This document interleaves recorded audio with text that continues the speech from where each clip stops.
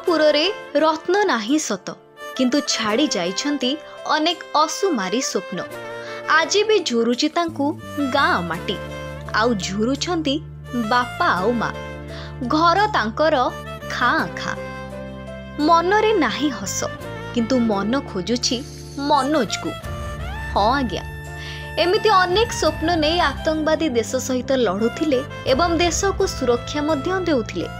से आउ केही नुहंती कटक जिला नियाली माटीर वीर योद्धा मनोज। गाँ माटी निज घर द्वार छाड़ी जाइथिले केवल देशवासी सुरक्षा पाई, किंतु से देश पाई लड़ी खूब कम बयस रे देश पाई तांकू शहीद हेबाकू पड़िथिला।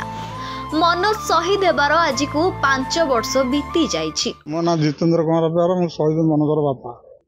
हरेवा दुख लगे कि देश बहुत खुशी लगे।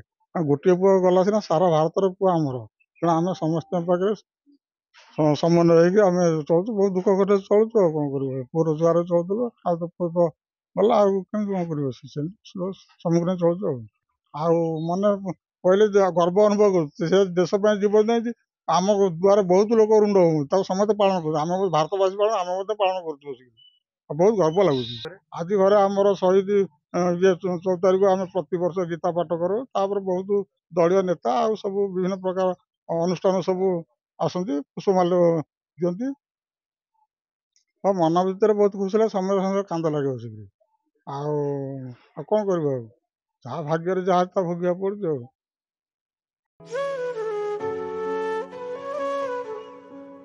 हेले घरे केवल अछंती तांकर बुढ़ा बापा आउ माँ।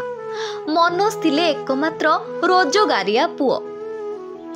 तेबे कटक जिला नियाली ब्लॉक रतनपुर गाँव जितेंद्र बेहेरा एवं सावित्री एकमात्र पुओ थिले शहीद मनोज बेहेरा। तेबे गत 2019 मसीहा फेब्रुआरी मास 19 तारिख दिन जाम्मू श्रीनगर जातीय राजपथ में भारतीय सुरक्षा कर्मी को नहीं जाउथिबा एक गाड़ीर एक कन्वेन्यू जम्मू काश्मीर पुलवामा जिलार लेथापोरा रे आत्मघाती विस्फोरण जोगु गड़ीथिला भारतीय सुरक्षा कर्मी मुंड। एही खबर विभिन्न गणमाध्यम रे प्रसारित हेबा परे सारा देश रे शोकर छाया खेली जाइथिला। एही आत्मघाती विस्फोरण रे 40 जन जवान मध्य शहीद होइथिले एवं एही विस्फोरण रे 2 जन ओडिया पुओ मध्य शहीद होइथिले। तेबे 2 जन मध्यरु जणे थिले जगतसिंहपुर जिला नाउगा अंचलर प्रसन्न कुमार साहू एवं आउ जणे रतनपुरर रत्न मनोज बेहेरा। सेथिपाई गतकाली एही दिन को स्मरणीय करिबा पाई परिवार वर्ग पक्षरु घर सम्मुखरे मनोज को प्रतिमूर्ति रे माल्यार्पण एवं दीप प्रज्वलन सहित गीता भागवत पाठ मध्य करा जायथिला। तेबे 4 छक स्थित नुआगाँ आत्माराम बालश्राम पक्षरु 18 अध्याय गीता पाठ मध्य करा जायथिला। मोला मनस्विनी स्वाई रतनपुर रत्न थिले जे कि मनोज बेहेरा। आज 2019 फेब्रुआरी 14 तारिख दिन पुलवामा आक्रमण रे शहीद हो जाइछंती। से जाकि ए रतनपुर तांको आज झुरुची नियाली ब्लॉक मध्य तांको झुरुची। बापा मांकर गोटे संतान थिले जहाँकि माने वृद्ध वयस रे तांकर संबल थिले सी आज तांको छाड़ी चली जाइछंती। से मध्य तांको मृत्यु रे आज मर्माहत रे अछंती। तेबे सही परी शहीद मनोजों स्मृति पीठ ठारे प्रतिमूर्ति निकटरे पुष्पमाल्य सहित दीपदान मध्य करा जाइछि।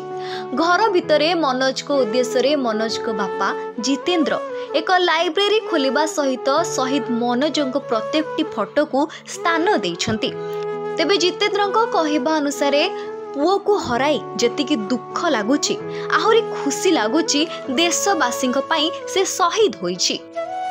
एमिति पुओ देश आउ जाति पाई सोन्याक्षर रे ना रखिथिबा जोगु नियाली माटी आजी तांको पाई गर्वित। नियालीरू Kailash Chandra पात्रंक report, दूरवार्ता digital life.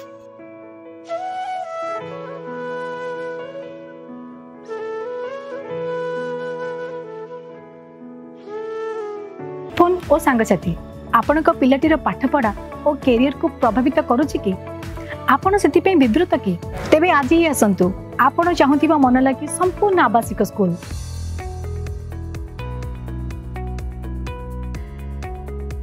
TSC Gurukul Gothapatna Bhubaneswar.